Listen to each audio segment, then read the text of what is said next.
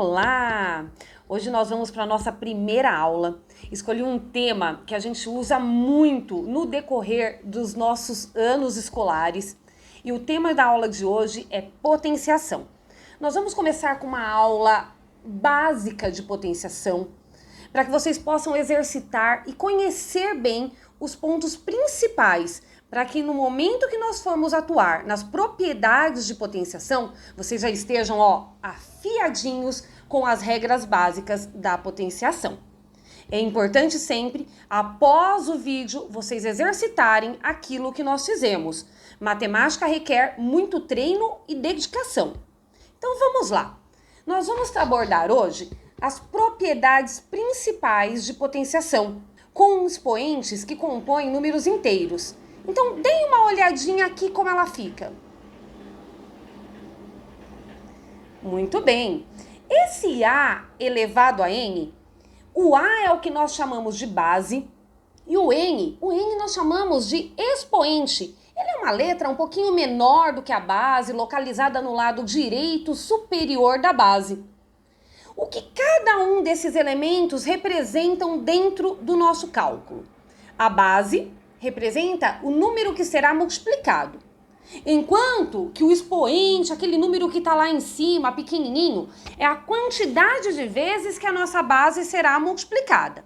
E assim definimos a nossa propriedade, como eu vou mostrar agora para vocês. Vamos então para alguns exemplos. O primeiro exemplo que eu coloco é o exemplo de 2 elevado ao cubo. Lembrando que o número 3, ele é chamado de cubo, enquanto que o número 2, no expoente, ele é chamado de quadrado. Atentem-se para essas regras, porque muitas vezes o professor fala uma nomenclatura e a gente fica pensando, né, o que é isso? Então, 3 no expoente chamamos de cubo, 2 no expoente chamamos de quadrado. É isso aí. Então, como resolver 2 elevado ao cubo? Multiplicar 2 vezes 2 vezes 2. 2 vezes 2, que é 4, e 4 vezes 2, que é 8. E chegamos no resultado de 2 elevado ao cubo. Um outro caso que nós poderíamos ter, menos 7 elevado ao quadrado. Agora, o menos 7 está dentro do parênteses. E quando a gente fala em potência, o expoente é sempre expoente daquilo que vem logo abaixo dele. Então, abaixo do quadrado, que lembra que é o número 2, né? A gente tem o parênteses, então tudo que estiver dentro do parênteses está elevado ao quadrado. Como a gente tem o menos 7, tanto o menos como o 7 que estão dentro do parênteses estão elevados ao quadrado. Vejam como que vai ficar agora. Multipliquei o menos 7 vezes o menos 7.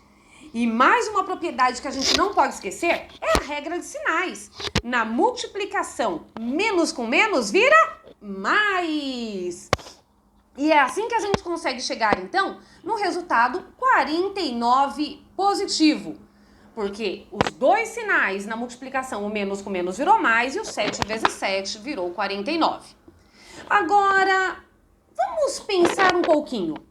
Se o menos 7 não estiver entre parênteses, o quadrado que está lá fora não será quadrado do menos 7 e somente do 7.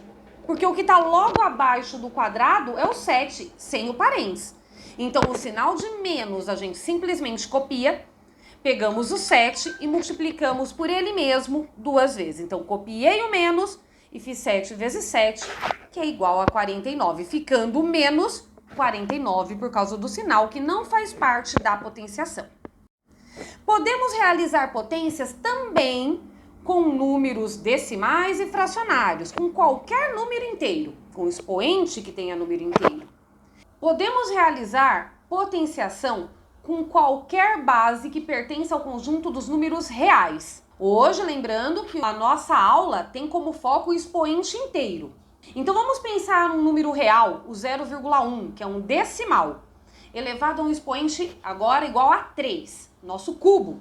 Então, eu vou ter 0,1 vezes 0,1 vezes 0,1 novamente. E ao multiplicar, nós vamos obter um resultado 0,001, porque eu multiplico ele 3 vezes. Agora vamos fazer um exemplo em que nós vamos ter uma base fracionária negativa, com expoente igual a 4. Se nós temos uma base negativa e ela é fracionária, nós vamos pegar ela e multiplicar por ela mesma 4 vezes.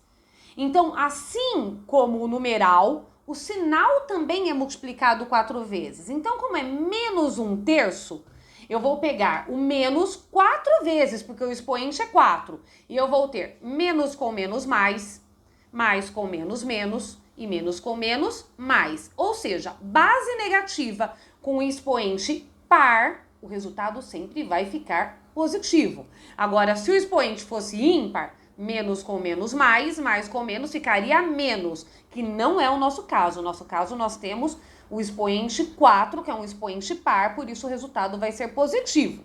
Vou fazer o 1 elevado à quarta, 1 vezes 1 vezes 1 vezes 1, que é 1. 1 elevado a qualquer número sempre é 1. E o 3 elevado à quarta, 3 vezes 3, 9.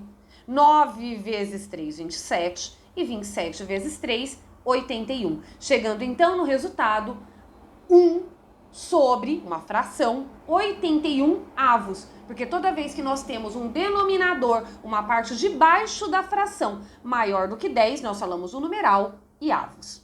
Falamos dos expoentes positivos e existem também as potências de expoente negativo. Expoente inteiro nós estamos abordando nesse momento. Quando o expoente é negativo, imaginem vocês acreditam que dá para a gente pegar um número e multiplicar por ele mesmo uma quantidade de vezes negativa? Isso não é possível. É a mesma coisa de eu chegar aqui e falar assim para vocês, a minha prima esteve na minha casa 2 vezes quantidade positiva. Agora, a minha prima esteve na minha casa menos 2 vezes, isto não é possível. E aí nós criamos um argumento, então, para transformarmos esse expoente negativo em um expoente positivo. Qual é o argumento que nós usamos? O argumento de inversão de fração. Inversão de fração significa trocar a posição do numerador com o denominador. O que está embaixo da fração vai para cima, o que está em cima vai para baixo. Ah, professora, e se nós não tivermos uma fração? Todo número que não é uma fração, ele tem ocultamente no seu denominador o numeral 1. Por que acontece isso? Qualquer número dividido por 1 é ele mesmo. Então, o 1 no denominador nós não precisamos colocar. Então, se eu preciso fazer uma inversão de fração e não existe uma fração, o denominador é 1, quem vai para cima na fração no numerador é o número 1. E quem era o numeral único, vamos dizer assim, ele desce para o denominador. E é isso que nós vamos fazer agora. Se nós tivermos a elevado a menos n, olha a nossa base aqui. E agora no nosso exemplo, como que vai ficar? 2 elevado a menos 2, expoente negativo. Vou inverter a fração. O 1 vai para cima, o 2 vai para baixo. O expoente que era negativo se torna positivo. E ele sendo positivo, a gente já sabe o como desenvolver. Pegamos esta base e multiplicamos por ela mesma 2 vezes, porque nós temos agora um expoente quadrado. Vejam como ficou. É mágica a matemática. Olha o nosso próximo exemplo. Menos 3 entre parênteses elevado a menos 4, expoente negativo. Lembrem o que a gente faz? Tentem vocês fazer a inversão. Verifiquem se conseguiram. Olha como vai ficar o resultado desta potência. Primeiro realizamos a inversão, 1 sobre menos 3, e aí elevamos ao expoente 4, agora positivo. 1 elevado à quarta é igual a 1, e 3 elevado à quarta é 81. Com o resultado positivo, porque apesar da base ser negativa, o nosso expoente é par. Muito bem, galera.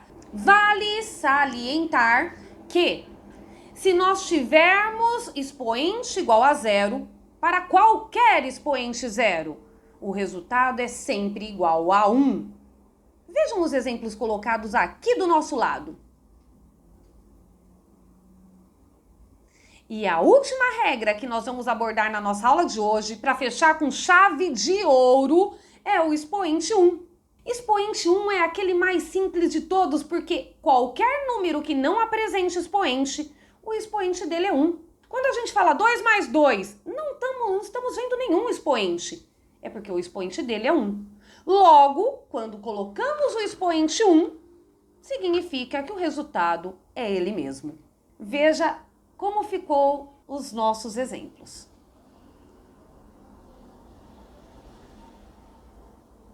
Espero que tenham gostado da aula de hoje. Exercitem novamente os nossos exemplos e em breve estaremos fazendo mais aulas referente à potenciação, falando de algumas propriedades, colocando alguns exercícios para vocês e demonstrando para vocês o como vai funcionar cada passo a passo dos exercícios. Não se esqueça de dar o nosso joinha e de se inscrever no nosso canal.